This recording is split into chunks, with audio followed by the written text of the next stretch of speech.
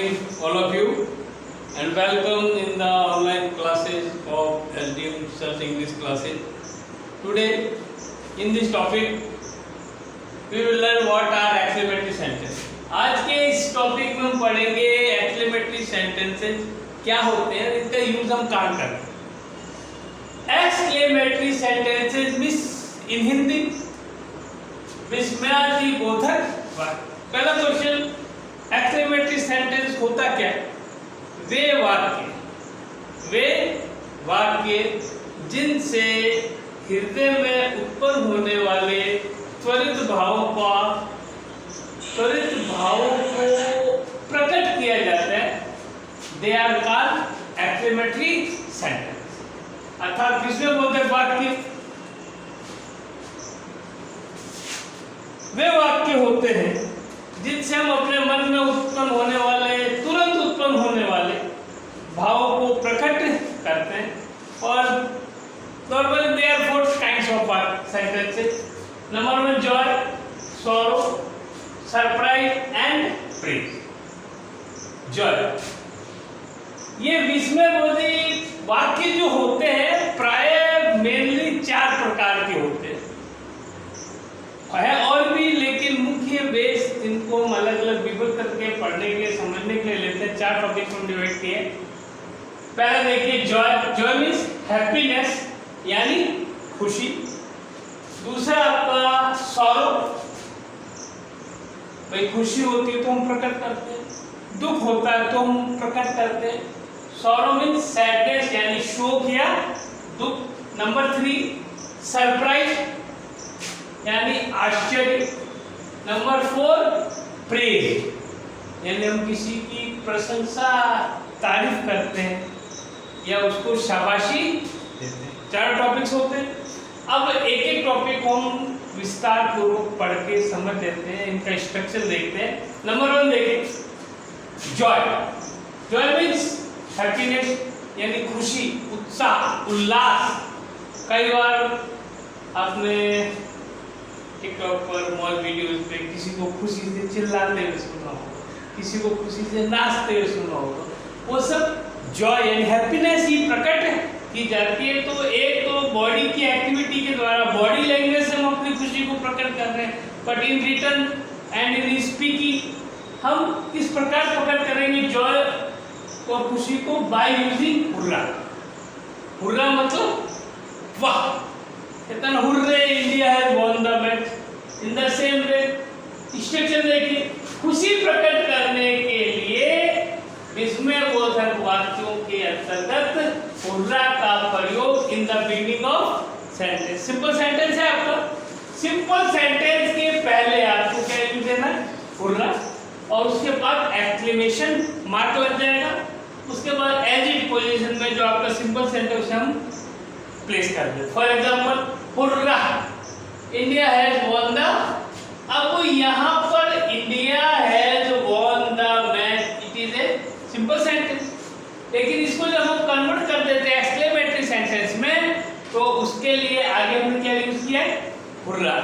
Our sentence is hurrah, India has won the match यानी खुशी का भाव. ये कहते हैं कि वाह, अरे hurrah, India has won the match. Next hurrah, I have found my lost mobile.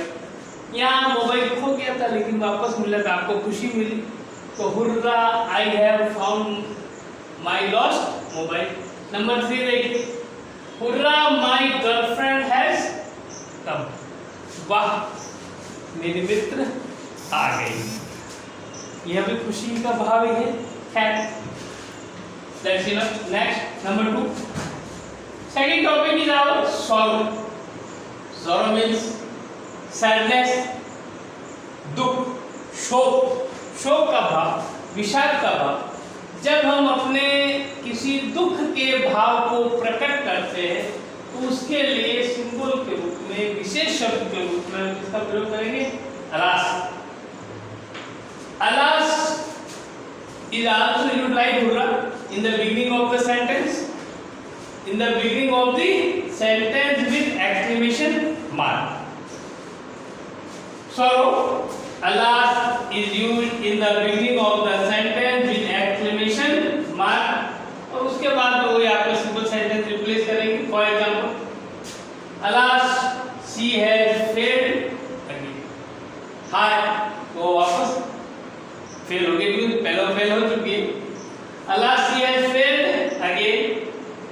alas I have lost my mobile. आज की डेट में मोबाइल से खोने पर इतना दुख होता है, शायद दूसरी चीज खोने पर कम दुख होता है, लेकिन mobile is a very important part of our life. It has become very important part of life. तो यहाँ देखिए alas I have lost my, हाय मेरा मोबाइल खो गया. alas she has died so young. हाय वो भरी जवानी मर, यानी बहुत ही यंग एज में वह मर गई. उसके लिए भी alas ही लगेगा. शो किया जा रहा है, दुख का भाव प्रकट किया जा रहा है.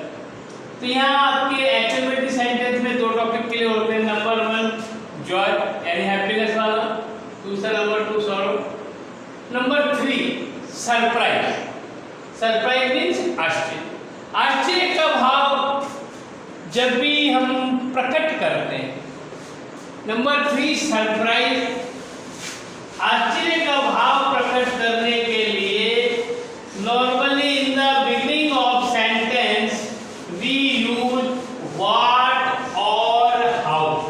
अर्थात हमेशा आश्चर्य का भाव प्रकट करने के लिए विस्मयबोधक वाक्यों में प्रायः हाउ या व्हाट का प्रयोग वाक्य के प्रारंभ में किया जाता है. कैसे देखिए.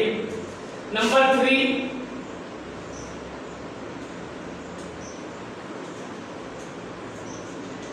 सरप्राइज यानी आश्चर्य. इसका भाव प्रकट करने के लिए हम दो वर्ड यूज में लेते हैं. नंबर 1 व्हाट ए या हाउ. पहले एक चीज मैं आपको क्लियर कर दूं. Both words are used to express surprise.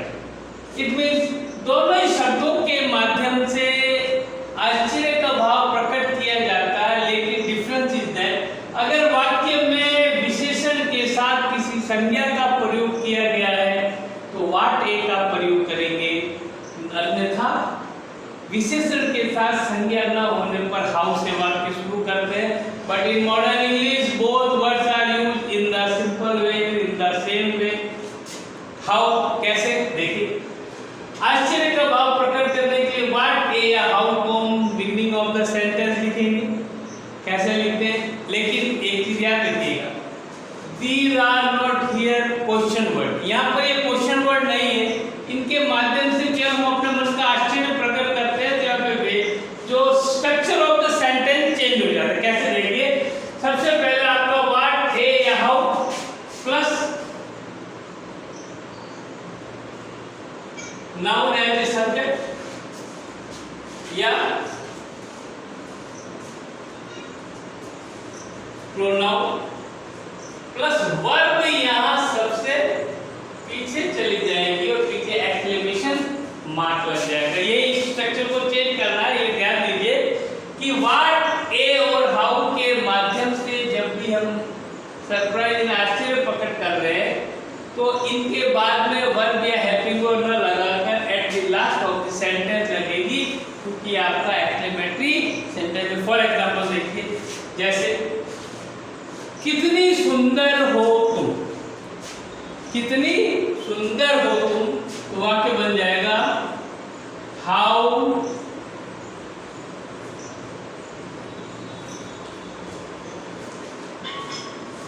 Beautiful you are. अब जैसे स्ट्रक्चर मैंने बताया, व्हाट या हाउ के साथ में आपका यहाँ पर एडजेक्टिव, उसके बाद नाउन या प्रोनाउन लग गया है. How beautiful you are. Next sentence, कितने मूर्ख हो तुम.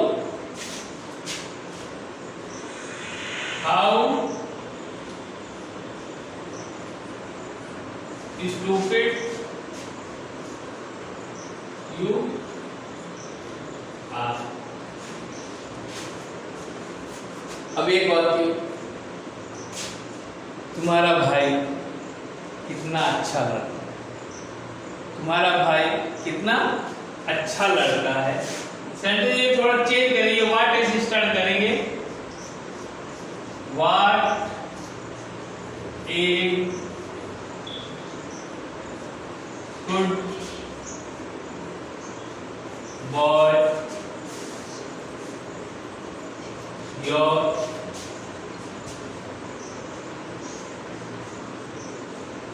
brother, what a good boy your brother। next, Taj Mahal कितनी सुंदर इमारत है। in the same way, what a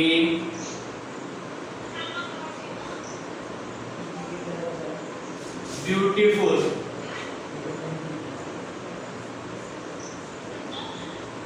building the Taj is।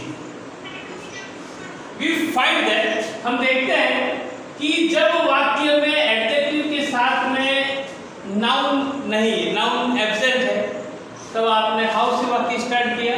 But what a good boy, यहाँ पे देखिए एडजेक्टिव के साथ में आपको जो नाउन मिल रहा है, तो हमने व्हाट ए से वाक्य स्टार्ट किया। इन modern English we can use both equally in the same sentence, there is no difference।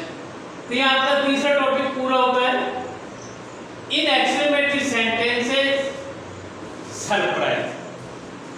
in short, for showing surprise we use how and what।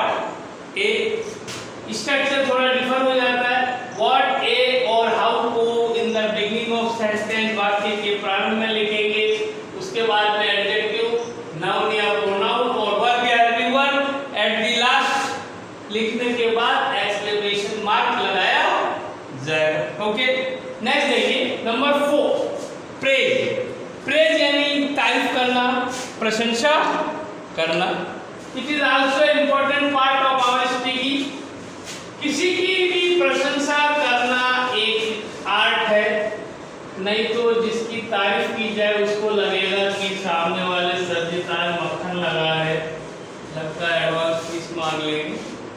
होता है कभी कभी। सीधे बैठिए, शांति बनाइए, आपको तो लाभ मिलेगा। क्या नंबर 4 आपका रहा PRAISE, प्रेज, अर्थात प्रशंसा करना या शाबाशी देना। प्रशंसा करने के लिए, शाबाशी देने के लिए normally there is a word BRAVO, bravo, जिसको हम मानते हैं शाबाश। कहा जा रहा है ब्रेवो मीन्स शाबाश। उसके बाद में आप आपका सिंपल वर्ड यूज में लेंगे।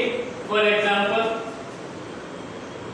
मैं कह रहा हूं आपको, मेरे बच्चे को, मेरे स्टूडेंट को, शाबाश तुमने जीरा टॉप कर लिया, तो क्या रहेगा, ब्रेवो यू हैव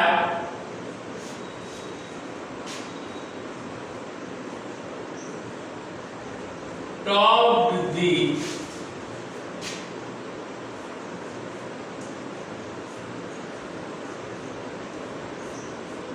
डिस्ट्रिक्ट। यहाँ पे एक्सक्लेमेशन मार्क आपका ब्रेव के बाद में लगता है। आज के टॉपिक में जितने भी वर्ड दिए हैं, 4 टॉपिक दिए, चारों में जो भी एक पार्टिकुलर वर्ड यूज में हो रहा है इन the beginning of the sentence, उसके बाद में आपका सिंपल वर्ड है। देयर इज नो डिफिकल्टी और कुछ कॉम्प्लिकेटेड सिचुएशन भी नहीं है। You can easily clear your concept and use such words while talking, while speaking, while expressing yourself in your ideas, in your mood, without any hesitation. In other words, I want to teach you, I want to train my student how can we use grammar while talking. There are many persons who always try to avoid grammar while talking. It is only a lack of practice. But by practice again and again makes a perfect man. It is universal truth. Practice makes a perfect man. So we must practice about grammar, about the concept of grammar, to speak and express ourselves in easy way. Next example देखिए, यहाँ bravo you have top the district, शाबाश तुमने जिला top कर लिया है.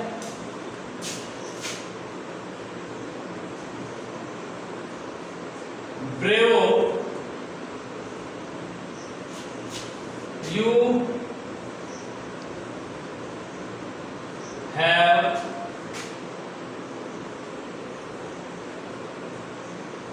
passed with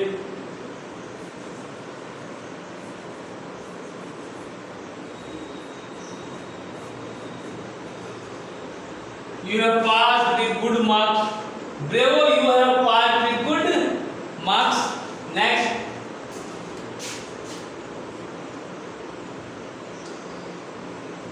bravo, you have won the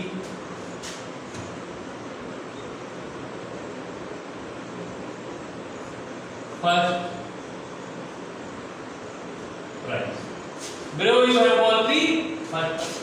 In this way, we find that जब भी हम किसी को शाबाशी देंगे, we should use bravo in the beginning of the sentence. तो पीछे वाले simple sentence I repeat it. यहाँ पर आपको एक्सप्लेनेटरी में 4 टॉपिक्स बताए गए यार इस वीडियो में. चारों टॉपिक्स को और सबसे ज़्यादा इजी बनाया हमने कि जो भी रिलेटेड वर्ड है to express our personal feelings and idea, उन वर्ड्स को beginning of the sentence use में किया गया. और ये सेंटेंसेस प्राय खुद को शो कर रहे हैं सामने वालों को, जैसे ब्रेव के साथ हमेशा यू लगाया गया ताकि ये कॉन्सेप्ट इजीली क्लियर हो गया. Okay, that is enough for today. आज हमने इस वीडियो में एक्सप्लेनेटरी सेंटेंसेस को क्लियर किया है. In next video we shall learn about assertive and interrogative sentences. Okay, that is enough. Bye. Have a nice day.